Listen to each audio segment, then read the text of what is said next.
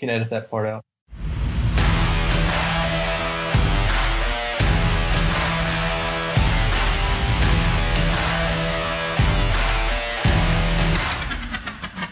Welcome to the SQOLOGY podcast with multiple guests.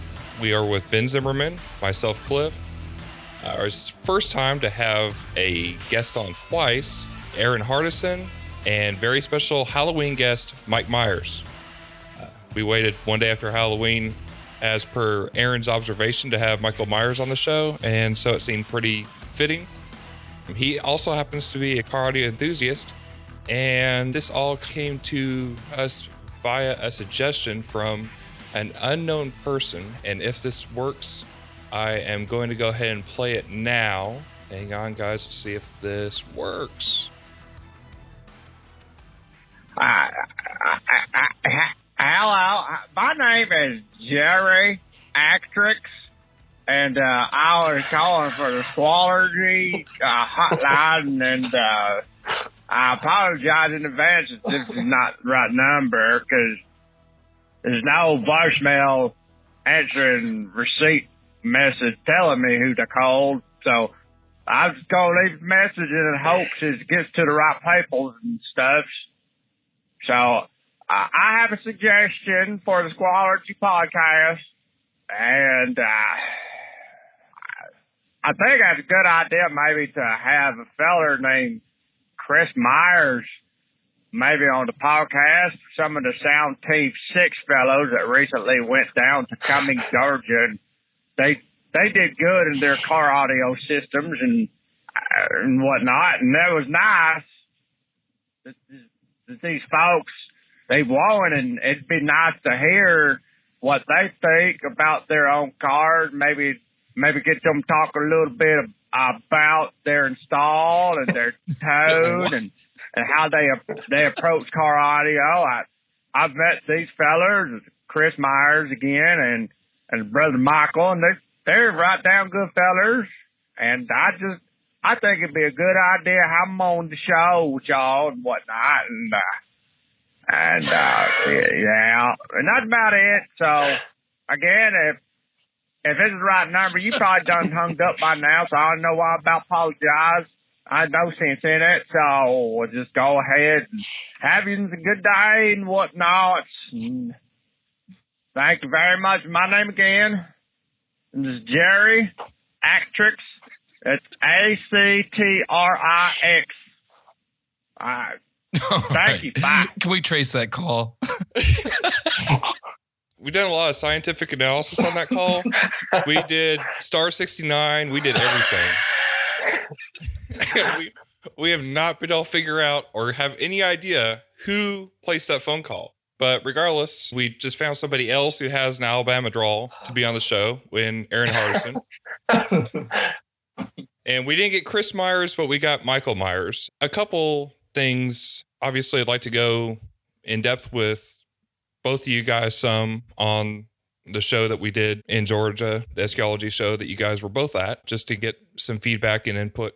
And also with the upcoming year with SQOLOGY, we're going to be doing more with the money rounds and that. Instead of having a dedicated like R&E committee or a bunch of 3 or 4 people behind closed walls making all decisions for something, I thought it'd be kind of interesting to do that via the podcast over time, since we have the winter to go through this. So to get your guys' ideas on structure, music, anything as far as these money rounds go with Aggie Land, Steel Valley Regionals, and the Georgia show, the SQOLOGY for Parkinson's research. Anyway, with that, I don't think we've really talked to either one of you in depth since then. The show was back in whenever, July, August. If you guys have any input on feedback or anything else or want to discuss on that or people's cars, anything, I mean, open floor on where you want to go from there. But Erin, you want to kick us off? Sure. So I guess first thing, it was a really good event. The whole weekend, which I don't know if everybody knows that, but I think that's worth pointing out. So a lot of people, myself included, drove up Friday and then left Sunday afternoon. The weekend was spread out over 2 days. Well, the weekend, obviously. The event was spread out over 2 days. The first one, I can't remember, was it Audition Audio. Yep. Yeah, Audition Audio. Okay. Yeah. And then the second one was at the hybrid headquarters. And I guess they're both in that Cumming area, probably like 5 miles apart from each other, give or take. Exactly. Yep. Okay. So that was really nice. A lot of people got a hotel somewhat central between those two. You didn't have to drive far at all. The only downside is that it was hot, but being Atlanta in the middle of the summer, that's a given. So you had to run your air conditioner to get judged a lot, which is, again, a given. But overall, yeah, I just had a really good time. Met up with a lot of people who I don't normally get to see throughout the year just because of the distances apart that we live. So how's that for a terrible answer? That was a great answer. Yeah, I guess. Mike, what about you? What was your feedback?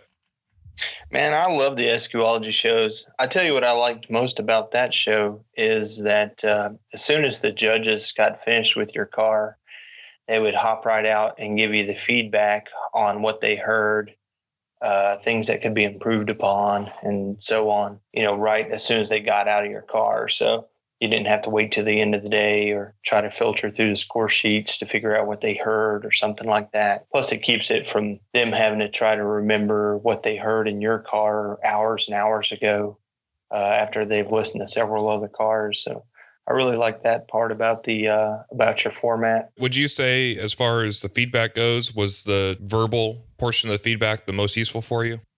It was for me anyway, because they can give you pretty instantaneous feedback, or if they had something that they didn't like, you could ask them, like what track, how many minutes in, and stuff like that, and they can kind of give you that stuff pretty quick. So you were able to kind of ask some questions about what they heard. What would be things that you would be coming back for definitely to do the show again? These are the key factors that make me want to do this event. And what things would you change if it was your event? The stuff that's definitely going to keep me coming back is I really like the format, the way that they have the multiple judges and the quick feedback like that. One thing that I would probably change if we could is the Audition Audio place just didn't seem like it had quite enough parking for all the cars, and I would expect you're going to have an even bigger turnout this next show. I would plan accordingly because I think you're going to have more cars than what you can fit in the parking lot. Yeah, so this next year we're going to nix the SPL portion, and then we'll probably we might still use the audition lot for some of the show, but we'll have both lots both days. Okay, cool, yeah. So we should be able to break it up fairly easily that way. I really like getting to be able to listen to other people's cars who aren't in the area and hang out with some of our car audio buddies that we've met through these shows that I don't get to see until, usually finals. So I actually had met Steve Wagner at that show and got to listen to his awesome band. And he was an awesome guy. So, I got to meet a lot of new people that I don't normally get to meet, from up north. And just that kind of a big show draws them in, it seems like. What about you, Erin? Yeah. So he mentioned the number of judges, and that's the one thing that I really like. How many total was there? 14 or 16 altogether? 16 altogether. Yeah, I like that. I like the fact that you were able to get so many different people in your car, and not just necessarily different opinions, because regardless of how we may or may not feel, SQ is somewhat subjective. You can try to objectify it all you want, but there are certain aspects that are going to be subjective. Sure. When you get all the different judges of different sizes and shapes, you kind of get a very roundabout way of getting multiple opinions, basically. So if you get one tall judge, versus one shorter judge, and if you got to seat them correctly is one thing, but let's say you forgot to seat them, the same way that you tune for your listening position, and you may have gotten docked for it. Well, that's a learning experience. And you guys last week or the last episode, y'all talked about coming to the events and building up throughout. So to me, that's kind of a throwback to that, is having all those different judges and being able to build up. And like I said, maybe you don't seat the one judge correctly one time, and you learn from that. And you think, okay, well, when I get to finals, I'm definitely going to remember to seat everybody the same position, because I don't lose 5 points because I just wasn't thinking, Right. Said, yeah, I messed that up at final. Did you see, man? I wasn't even there. I wasn't talking about anybody. Was no shots fired.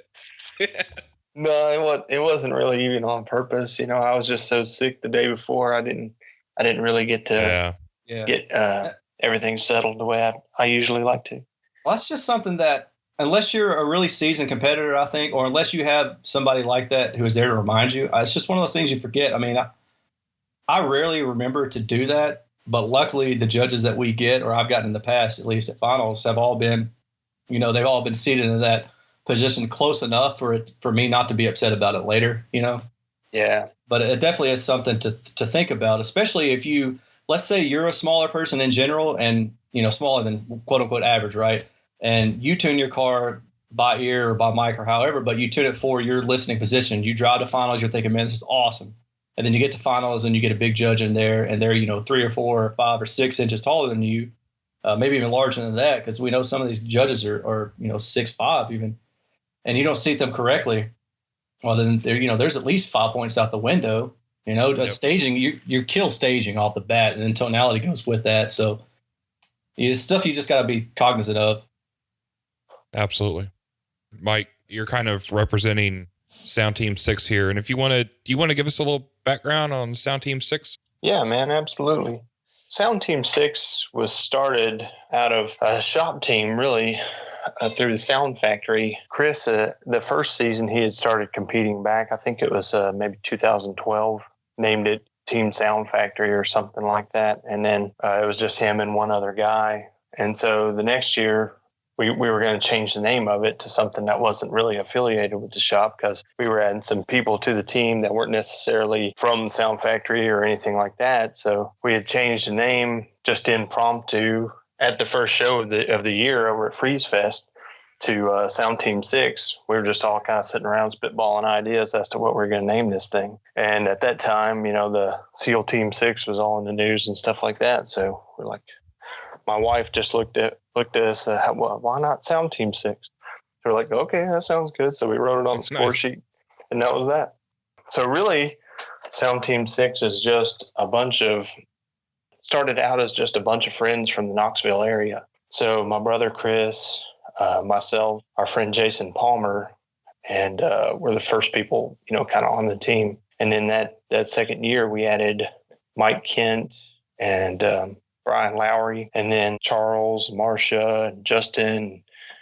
That next year we added Kevin Keene and Mike Matty and Kyle Ragsdale. So we've grown every single year, and not everybody's real active and going to competitions, especially the further competitions. But, we all still stay in contact through Google Hangouts. Shannon's with you guys too, right? Yeah, Shannon just joined this past year. Gotcha. He was at our Toys for Tots show here in Knoxville that we usually have a great turnout for, and raised a ton of money and toys for the Toys for Tots, which was a great opportunity. Him and Jason Hale, had come over from Middle and, kind of West Tennessee. And so we were just kind of talking, and Shannon wasn't really on anybody's team at the time. And we listened to his truck, gave him a few pointers on, some improvements and stuff that he could do. And I asked him if he wanted to be part of the team, and he said, yeah. So like, okay, we'll add you to the Google Hangouts. And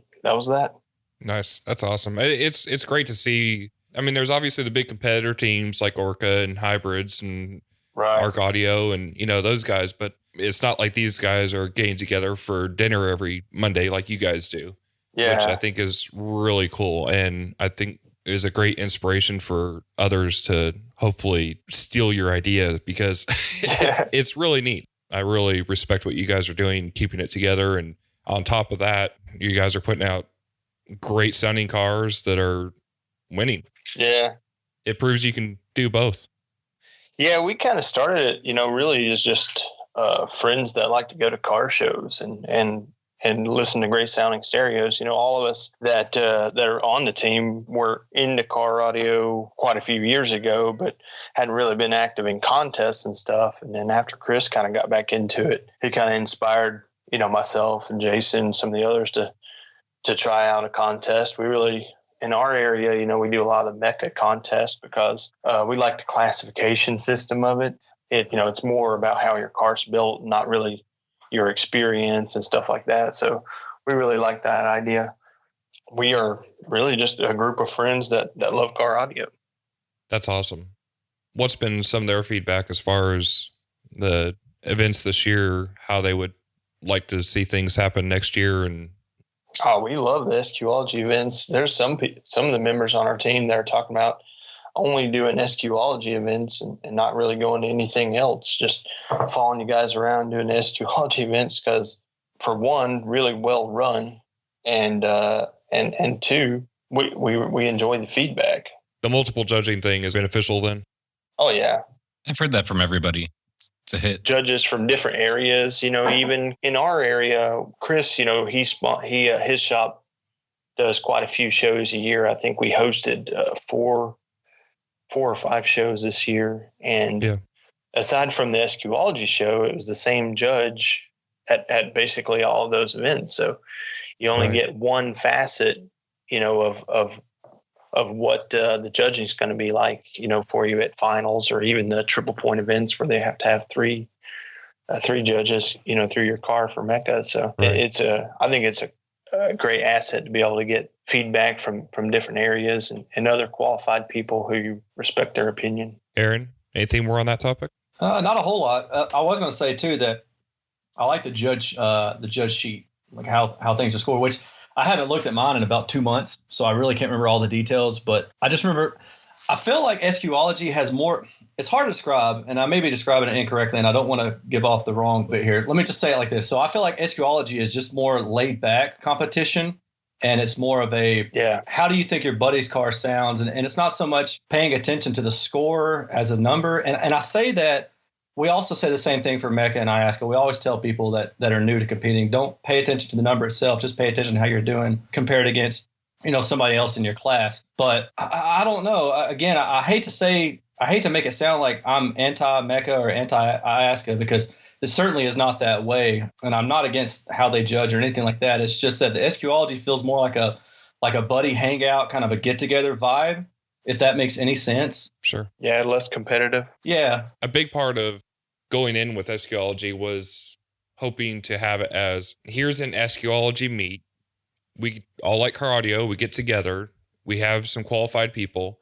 And there's an IASCA event and there's a MECA event. Right. Yeah. You can show up and not compete if you want.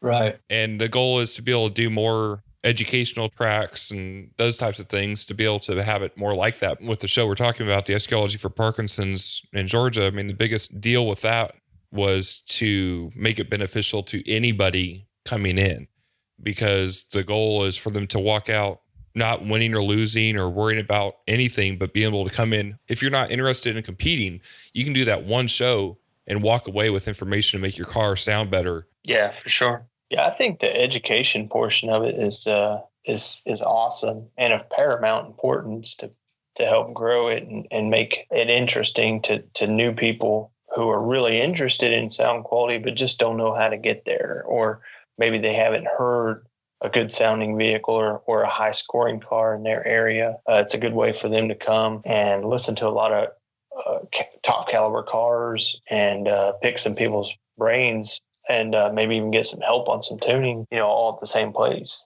Yeah. The SQOLOGY thing, and I think kind of Mike was hitting on it, made me think of it. They're more regional, and they're big, large regional events where they used to be fewer and far between. Like with MECA, you have Freeze Fest, typically in February, and then you have the Vinny, which it used to be, I think, late June, but it's the past few years, it seems like it's getting more to early, mid July now. And to me, those are the biggest ones. Like if you were going to go to any shows, it was one of those two each year or finals. But with the SQOLOGY, being in Atlanta last year, I was like, well, man, that's awesome because there's going to be 30-something cars there. They're all going to be top caliber. There's going to be a lot of new people to meet, people I've talked to online that I can actually meet in person now. So I like that aspect of it. Like I said, it's just a big regional meet, and it gets a lot of people together. The other aspect I like about it, kind of going back to what I was saying earlier, to me, that SQOLOGY feels kind of like a money round. And then you also have the IASCA and the MECA there. So you're able to kind of get the best of every world. You're able to kind of have a more laid back judging approach via the SQOLOGY portion of the event. And then with the Mecca, you're able to get the feedback based on that judge sheet. And then with IASCA, it's the same thing with their judge sheet. And the Mecca and IASCA, they don't judge the same way in the same manner. So you really do get a more well-rounded system. You say you may score not so well in IASCA, you may do great in Mecca. You look at those sheets and say, okay, where's my area for improvement? And is it going to be a trade-off for either one? Or if I improve, with IASCA, is that going to bolster me up in Mecca even further? And then you've got the SQOLOGY portion where it's just like, all right, let's let them jam on this with Young Jeezy, and see how it does. To me, I thought that was cool. Like I saw Jeezy on there, I was like, okay, now, no, yeah, literally, yeah.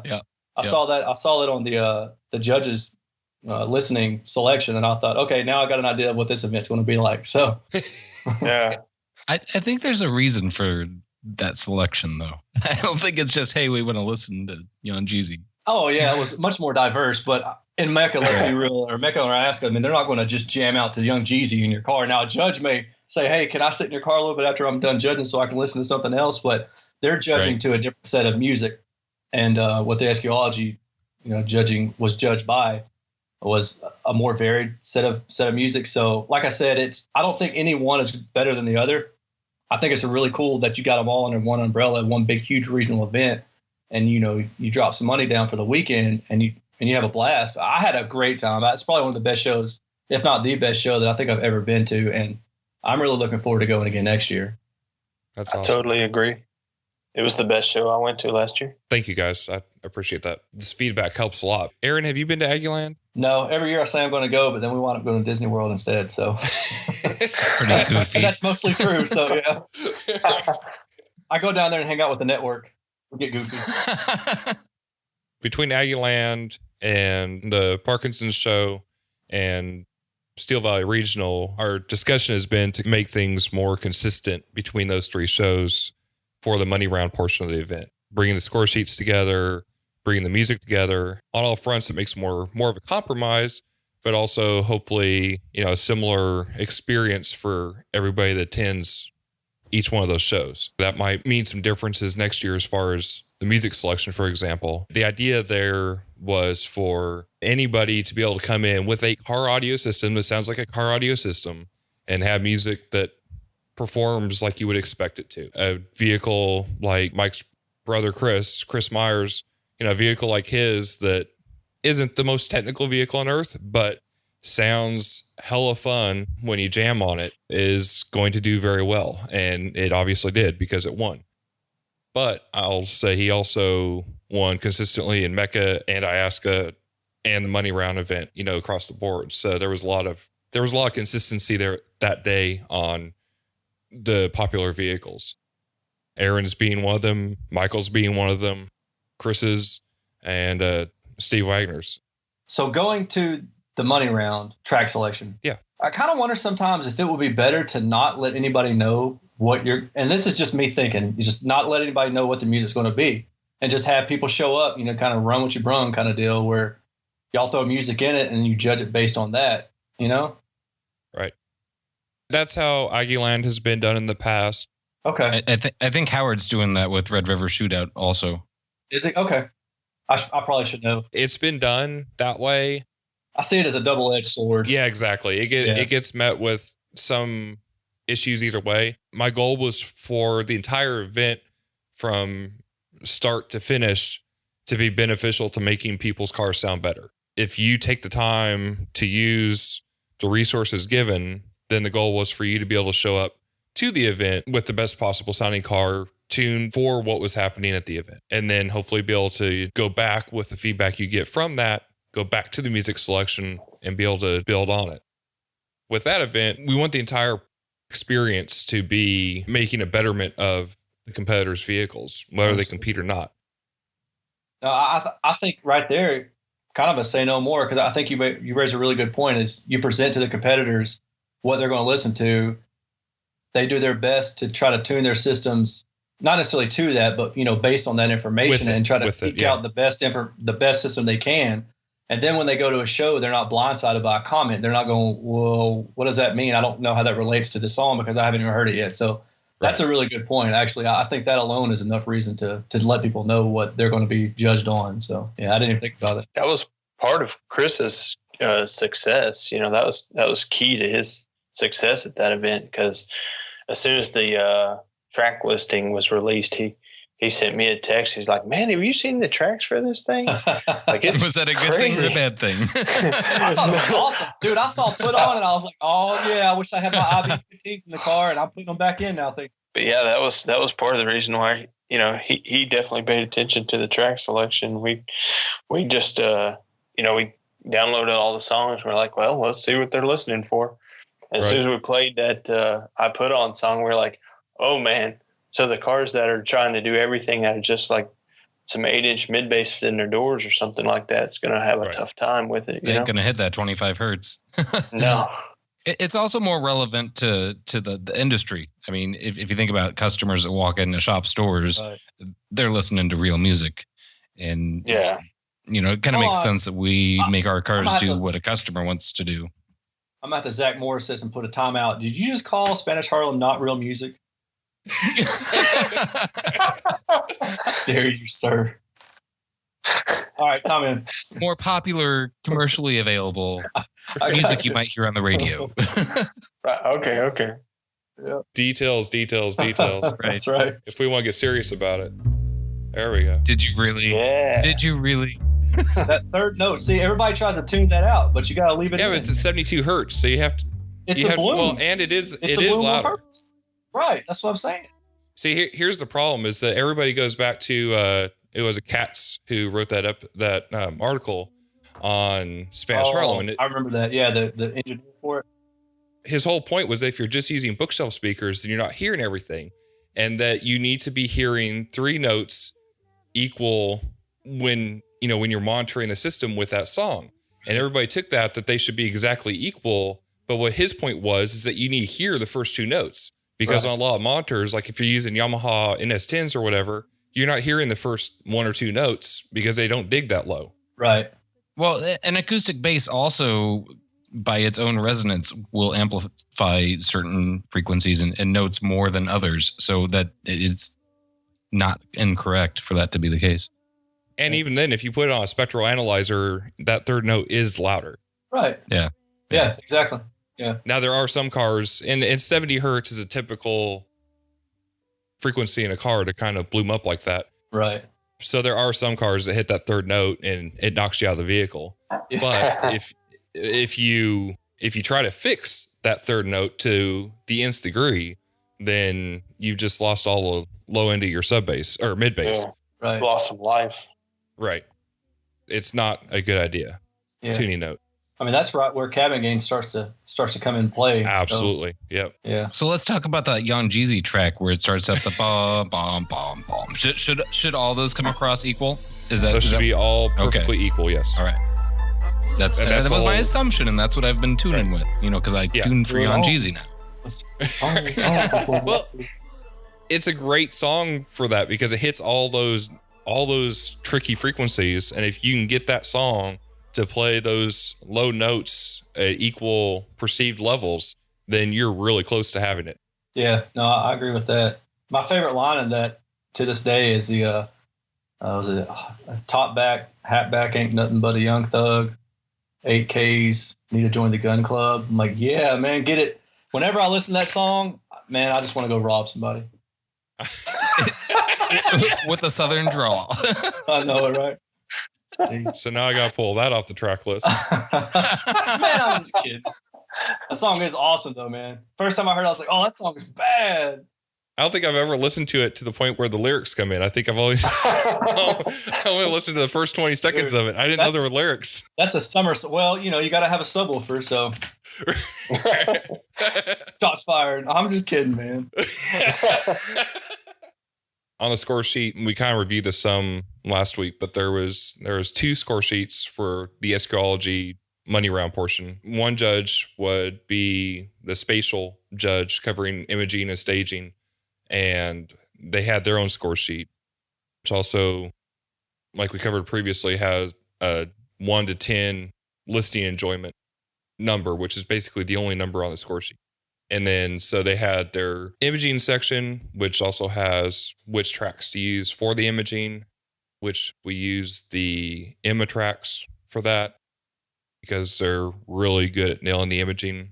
So they have a left, right, left to center, right, center, and center. You can get the imaging portion done really quick and with a lot of accuracy. And that was just a simple 1 to 5 answer as far as the score sheet goes. And then they cover staging.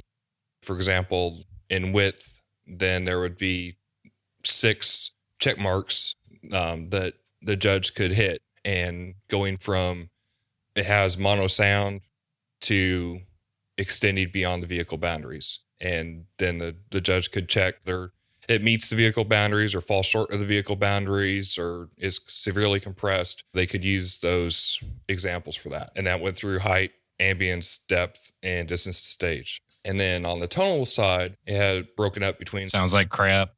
I think that's what mine got. Oh, man. So like on tonality from sub bass, bass, mid-range, high frequencies, whatever. And it'll go from impossible to define, whether it's covered up or non-existent, to requires major adjustments, to lacking, to overbearing, to peaky, boomy, inconsistent, and then perfectly proportioned, nothing stands out, to perfectly proportioned with outstanding characteristics. So, had that extra sugar on top. From a statistical standpoint, it's really nice at this event. We know the judges going in. Certain judges are using different score sheets. We know their habits, use them throughout the year and everything else. So we can go through and really kind of dive into what's working and what's not. From our end, on the spatial side, for the imaging and staging, the results there were less consistent doing it this way. And I think part of that is that we're used to putting a defined number to a defined point of the vehicle. So, 13 is width pillar to pillar, same with height or depth or distance to stage. And we're not going to get into that discussion right now.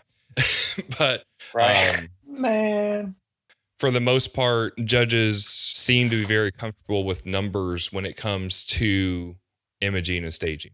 On the tonality side, it was way ahead. The consistency on the tonality side was nearly perfect doing it this way versus with numbers.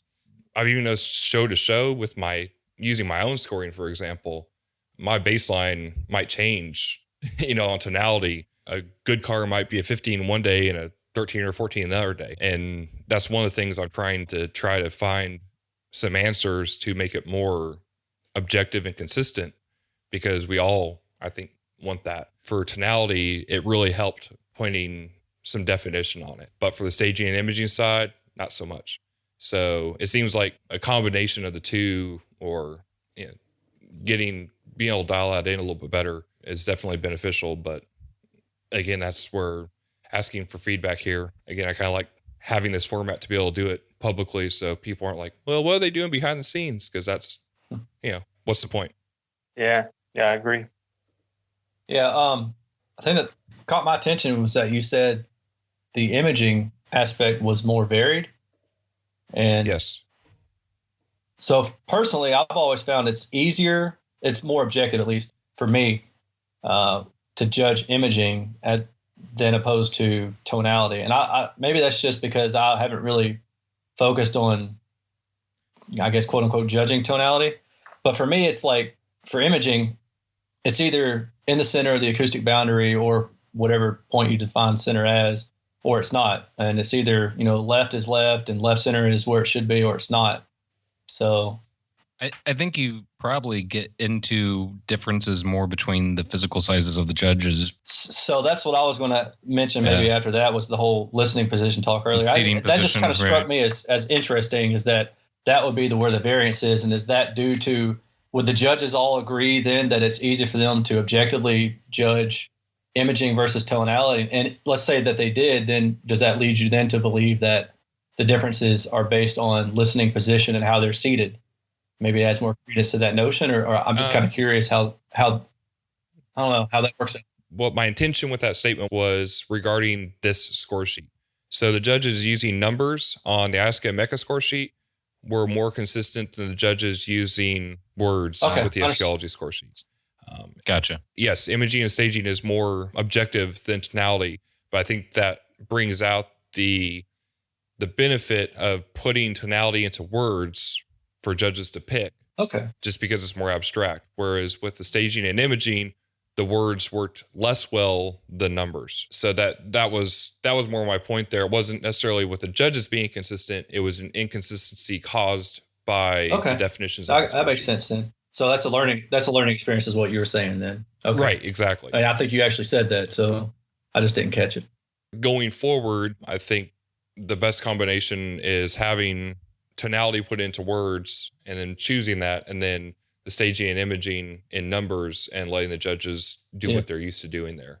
Because again, it seems like even though one judge might give 30 and another judge might give a 40, they're consistent with themselves on the numbers and how they relate to the vehicle, versus trying to put that into definitions and making them choose a definition every time seems to both slow them down and have worse results.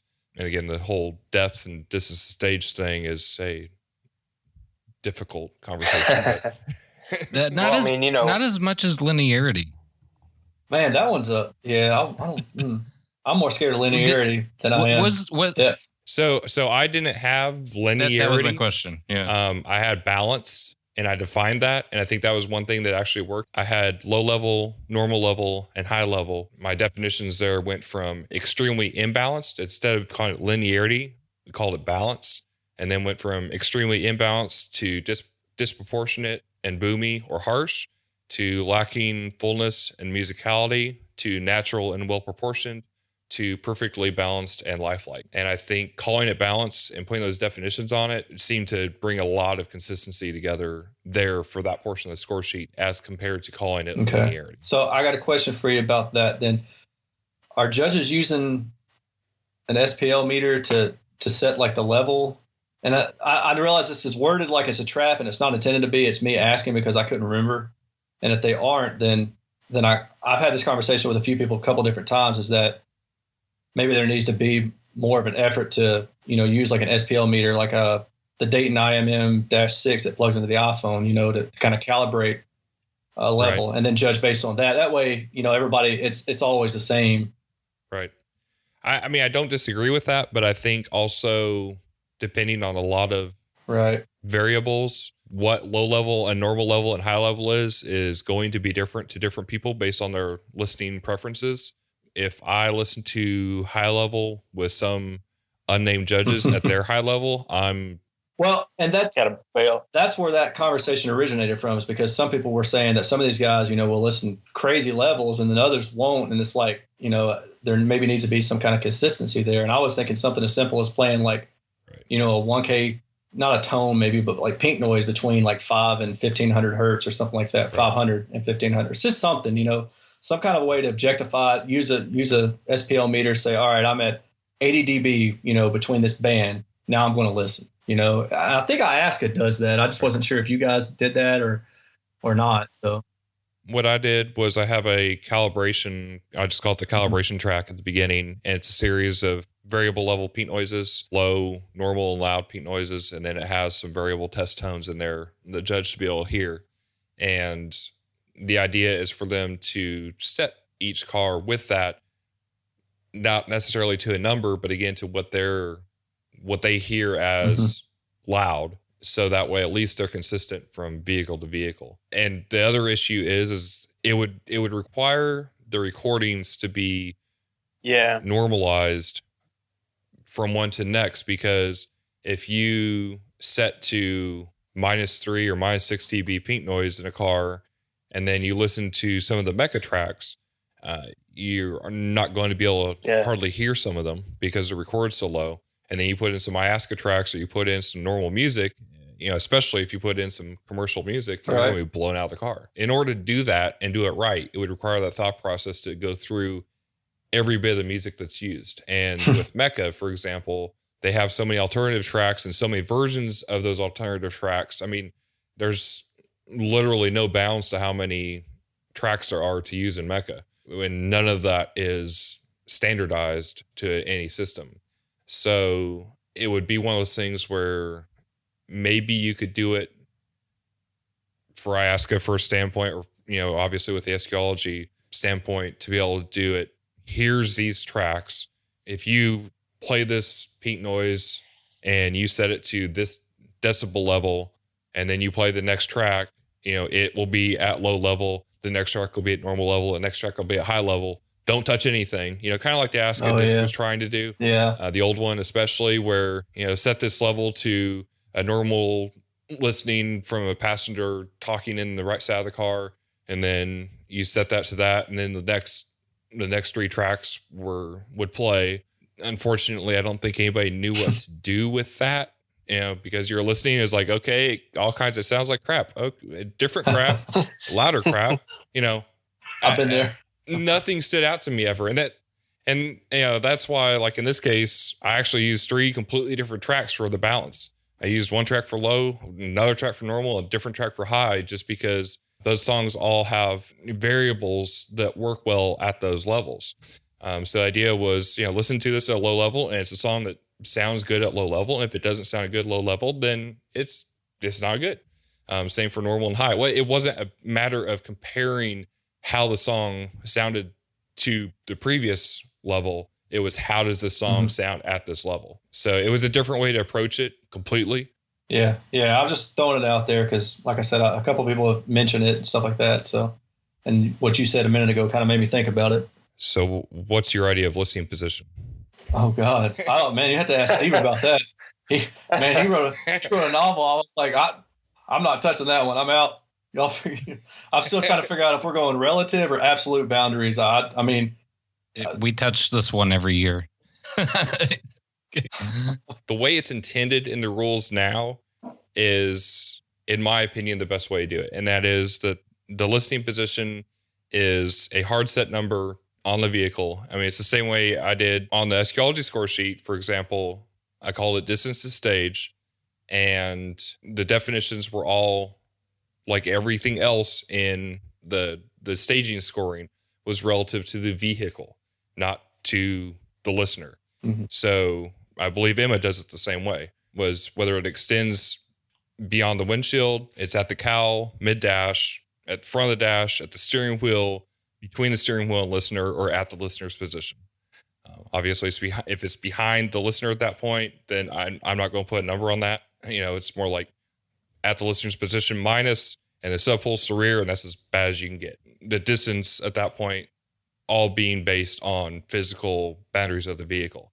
And then for depth, I just called it from impossible to define to poor to some to good to realistic. Just, expansion of the depth from the distance stage or listening position.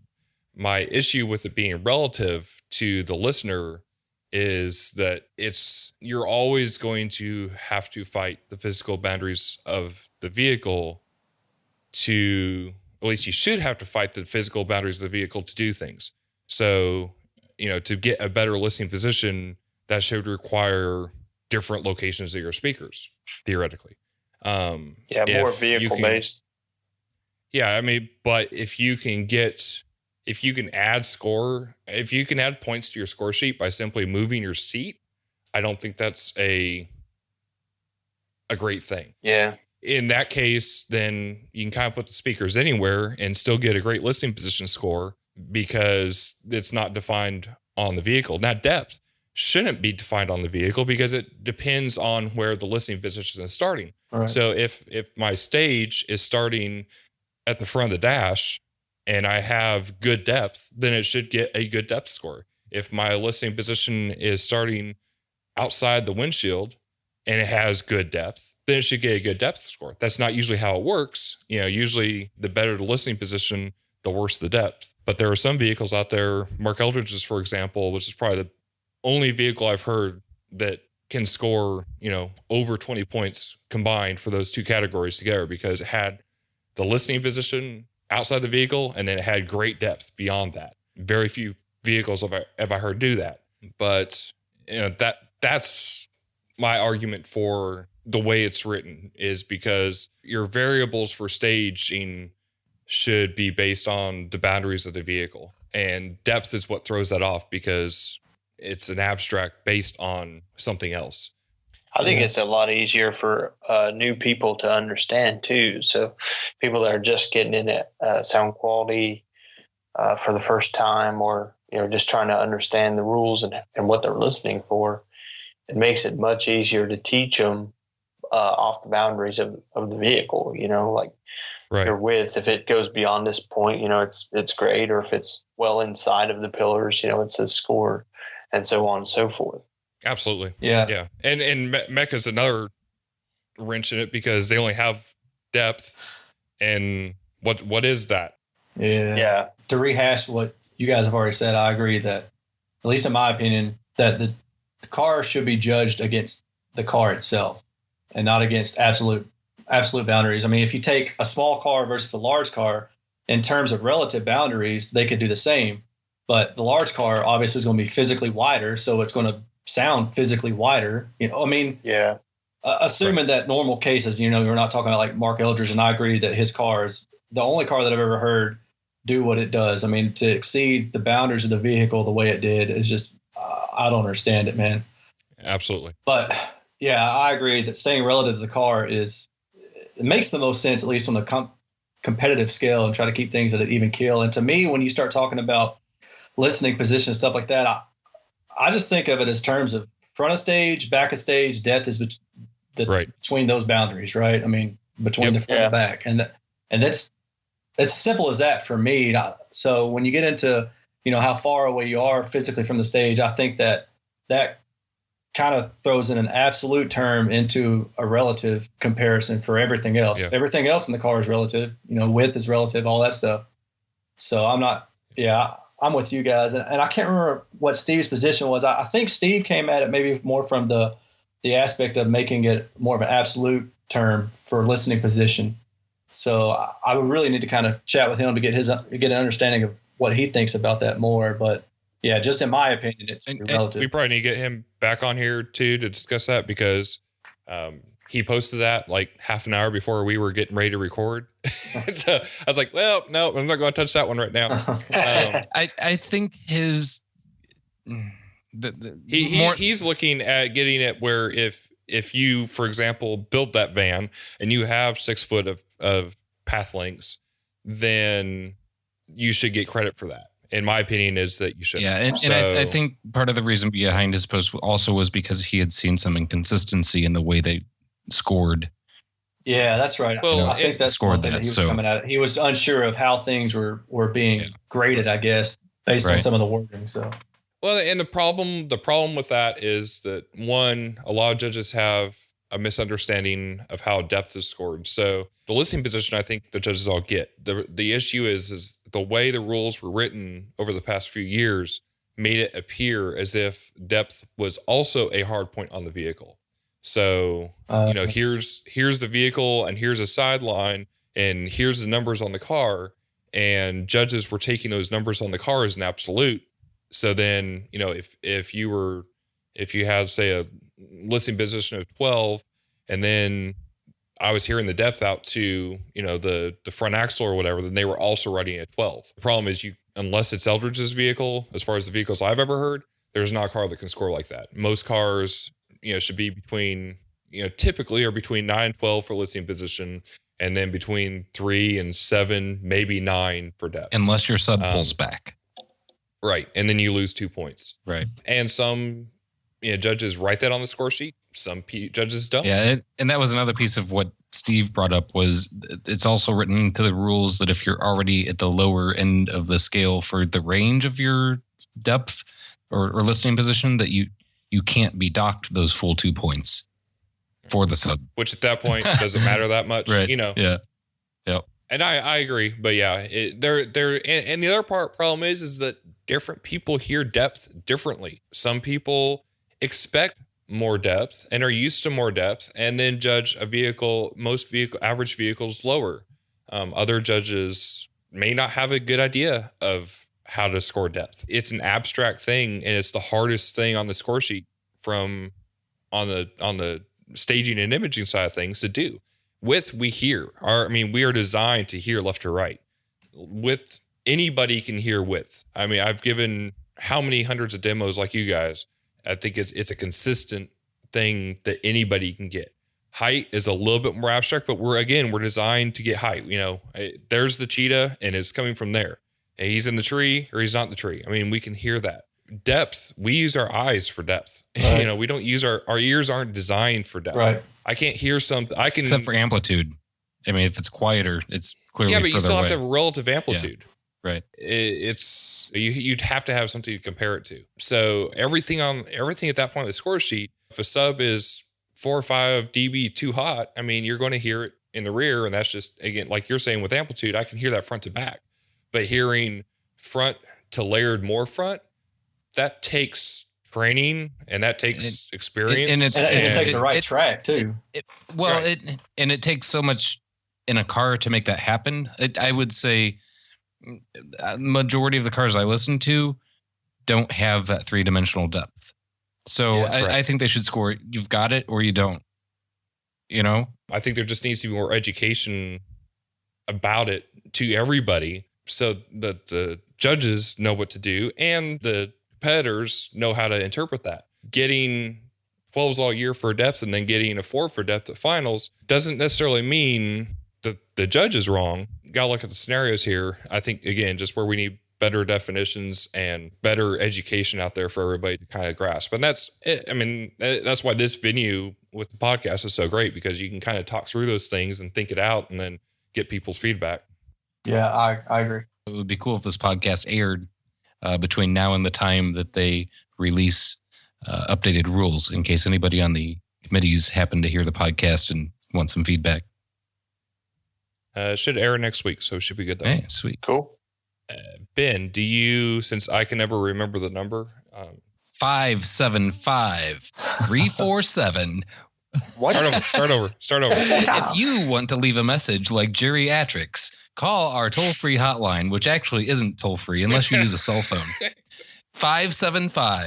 575-347-1380. Again, it's 575-347-1380, and leave us a message. We might play it on the air.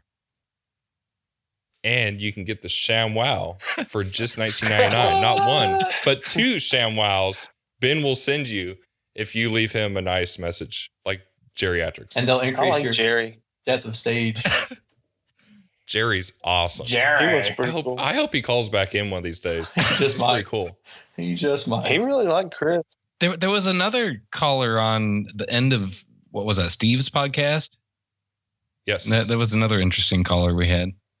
Yeah. By the way, guys, I hope you're listening to the end of the podcast, like all the way to the end, because that's usually where the good parts are. I listened all the way through Tom's. I'm kind of frightened now. He's scared. The network. Do you like that? Oh, Mike, baby, it's a wild world. Network. What? Mike, have you heard the network yet? Yeah, I listened to it yesterday. He's scared to talk about it. I'm not in the network. Oh, that's what they always say. I think my application was rejected. We don't talk about the network. Just remember, everybody's been denying that the network even exists for years until now. I mean, we just now brought it out to light. So it's understandable that there's going to be people that don't want to admit to being part of it for a good time to come. Oh, yeah, for sure. I know some companies were a little bit upset when they got called out for the wrong reason. I'm not naming names, but I heard some companies and I was like, I know people who work for that company. Not saying anything. Hey, Erin. Yes. So does Tom. I know he does. Or I assume he does. He can dig his own graves. Nobody knows who he is. It's Tom.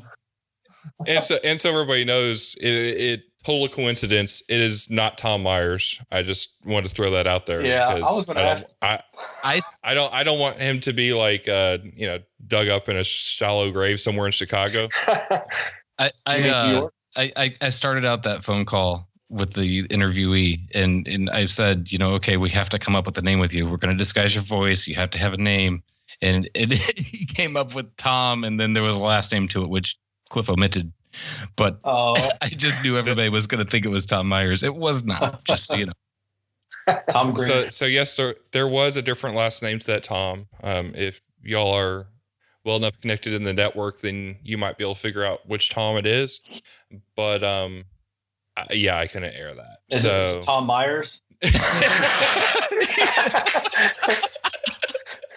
Yes, how'd you know? Oh, just he seemed well connected, so putting 2 and 2 together here. Nice. Mike, do you have anything else you want to talk about or throw out there or that's happening that you want to discuss? I don't guess so. I mean, we've got we're getting ready to do our annual Toys for Tots show coming up on the 19th in Knoxville, and that's a show that we've been doing. This will be our 3rd one now. Every year it's kind of grown, larger and larger, and we're pretty passionate about that one because a lot of our teammates have kids, to be able to help out the children around Christmas season. So that should be a really big event. We're partnering with DB Drag Racing this year, help bring in some more people for that. So that's Sunday, November 19, and is that going to be at the shop or where's that going to be? It's going to be down the street. It's still on Clinton Highway, but it's going to be back behind the Advanced Auto Parts, where Joe Newbert Collision Center is. Mm-hmm. And they got a huge parking lot there because last year it was over at Sound Factory, but it was way too big for the Sound Factory's parking lot. So we have to expand this year. We don't have enough room. Well, is that SPL too? Yeah. Is that it? Yeah. Okay. All right. I was just curious.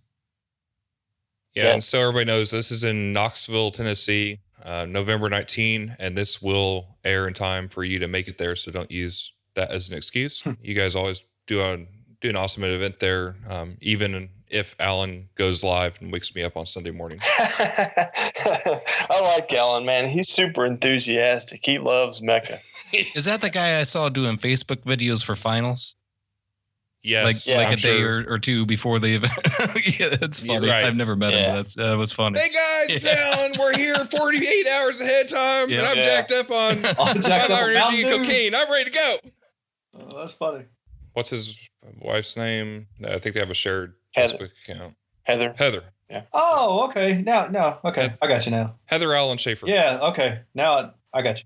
Erin, you got anything that on your mind? No, just if somebody has any motivation in a bottle that they can mail me or email me would be preferred. Nice. Can I send attachments to your email? Yeah, you can do that. Just send it to geriatrics.com.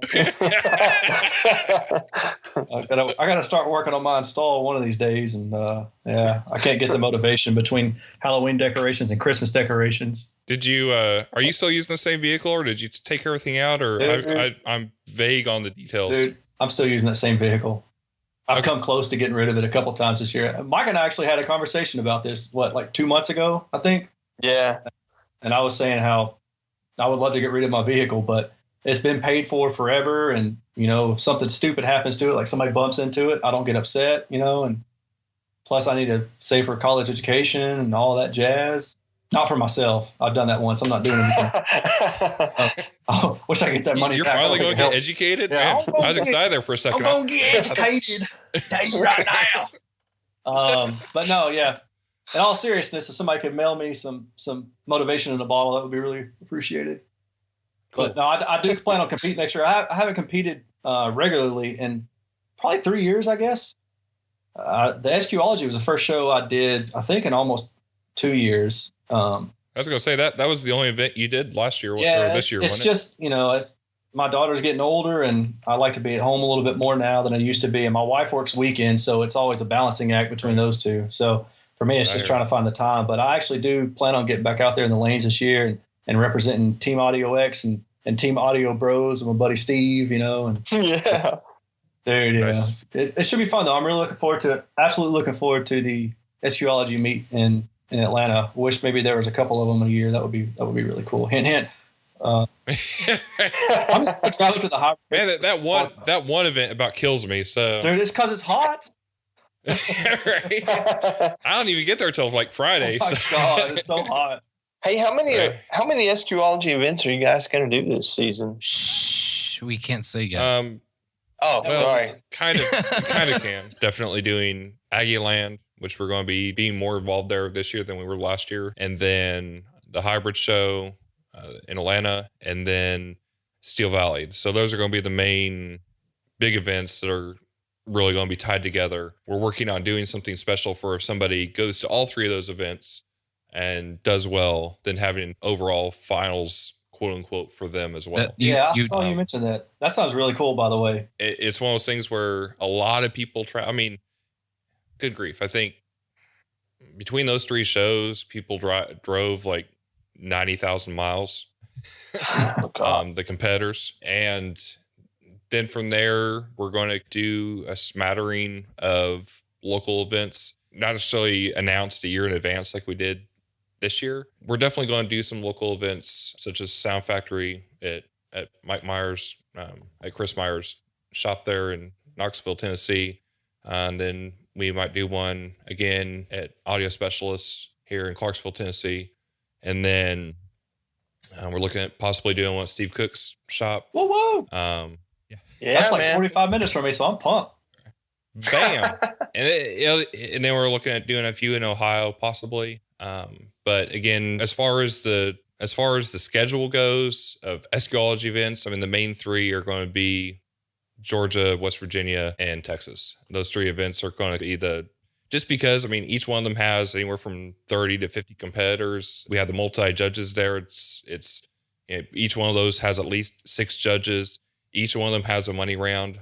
They're all the things that really cater to what SQOLOGY does really well, and it doesn't hamper or overflow with IASCA and Mecca. Now, what we are into January, we're going to be doing a training, Mecca judges training, but also kind of for the competitors in Dallas, Texas. And so they already did an IASCA training this year. So that's what we're doing, the Mecca training there now in January. And I'm looking at doing more of that just to kind of build up the judges' presence and the training in different areas for Mecca and IASCA, because the local, the guys like Alan Schaefer and, there are plenty of others, to Travis in the Northwest, and now like Steve McIntyre is doing a bunch of Mecca in the Northwest. The Mecca and IASCA people that are regional are really the best ones to do those shows, because they're there. Alan doesn't have to drive 14 hours like I do to get to some of these shows. Yeah. Or vice versa. It's hard to do that. But the goal from the beginning has been to have SQOLOGY be something where we can, again, throw some spaghetti at the wall and see what happens, take the good things and make those suggestions. And because then, it's hard for Mecca and IASCA to experiment. You can't go to a big IASCA regional event and then pull out a brand new score sheet and say, okay, here's what we're doing. But we can do that. So it gives us a basis to be able to do something, try it, experiment, and then be able to say, hey guys, here, this is what worked, this is what didn't. Take it if you want it. I think if we can help build up the judges levels in these different areas with Mecca and IASCA, to where then you guys can work with your local directors and have a selection of judges like you would at an quote unquote SQOLOGY event, then it's a win-win for everybody. And then we can really do what we do best at the high level, high profile shows and take those as far as we can take them, because the money round portion of those shows is really where we can dig deep and utilize a lot of the stuff that we've talked about. Yeah, I think Chris and I is going to try to make some of those like Aggie Land and SVR this year. So hopefully we can get out there. That'd be awesome. And the other cool thing about that is, like, those 3 shows, they're obviously would like to see more connectivity, but there's not any overlap right now with their bases. So you got 40 some competitors at Aggie Land, you got nearly 30 in Georgia, and then you got another nearly 50 in West Virginia at Steel Valley. And there was almost no overlap between those 3 shows. There was like 4 or 5, cars that just maybe 2 or 3 with Aggie Land. And then maybe 4 or 5 between West Virginia and Georgia. So if you think about that, if you're able to go to all 3 of those events, in combination also with them all having somewhat different judges, I mean, there's 150, 200 new people and cars and experiences and everything else that you wouldn't have had before. So, I mean, in my opinion, if I could say, hey, competitor XYZ, do this, I mean, I would hit the local Mecca Ask events, whatever I have there, and then do my best to get to 1, 2, or all 3 of those 3 events, because I mean, there's a reason we've kind of hopped on the bandwagon to do that, because those 3 events are really the key ones of the year, other than finals, and they all cater to what we feel is important with having the money round. They all have money rounds, they all have Mecca, they all have IASCA, and they all have, I mean, 10 or more judges between the 3. So you can get a whole lot of feedback and win some cool stuff. I mean, Aggieland has $5,000 worth of cash. West Virginia has a bunch of prizes, and the hybrid event, you get nothing. You get nothing, but you get a lot of score sheets. Yeah, you do get that. A boatload of score sheets. Yeah. So between the 3 of those, you come out really well balanced, because they're all a little bit different. They all have a different vibe. The intention is for Steel Valley and Aggieland to be the more competitive events, but still kind of have that, camaraderie side of it. And then the Georgia show to really be that, softer, let's all work together in the interim. So it gives a nice combination with those 3 events, with the different feedback, tons of different judges. And then by the time you get to finals, then you're prepared for basically anything, because I don't know of any judge that would be at finals that isn't also at least one of those events. And again, by the time you get that much feedback, man, you should be dialed. Yeah, it'll be interesting to see how many people compete next year, because this definitely seems like it's been taken off the past 2 or 3 years. Yeah, I agree. Well, in the finals, I mean, right, Mecca had the most SQ cars ever. Yeah, and that's awesome. Yeah, that's really cool. I was really sad I couldn't be there when I saw all the people there. I was like, man, I'm missing a really good show this year. Well, and the other thing is funny is that I know of at least, combination of people. I know of at least 10 people that will have cars next year that didn't this year. Yeah. And I know there's more people out there that are coming than the people that I know. So yeah, I think next year is going to be a really amazing year for car audio. Yeah. Yeah. I'm looking forward to it, man. Awesome. Thank you. Ben, anything else? Yeah. One thing. Yeah. Now that you've placed us equidistant across the stage, we have left, center, and right. I believe that we should offer up an a cappella rendition of Wake Me Up. Ready? 1, 2, Hold on, where 3. are we starting at? Are we starting with Jitterbug? Or are you starting straight in? and who's which? Jitterbug. Jitterbug. Come on, y'all gotta do it. Goes boom boom into my heart. Somebody take a no? You guys suck. Hey, have y'all seen Talladega Nights at the very end and his friend is singing it to him, like passed out or whatever? It's great. I love that scene. Cal no, I don't have anything. Get these guys out of here. There you go. Whatever, dude. You can sing with me. All right. All right. That's it. Thanks, guys. Hey, thanks, guys. We'll do this again sometime in the next 2 or 3 years. All right. Sounds great. Bye, Felicia. Bye. Bye. Have a good night, guys. Thank you. See you guys. Bye. Didn't know I was lost.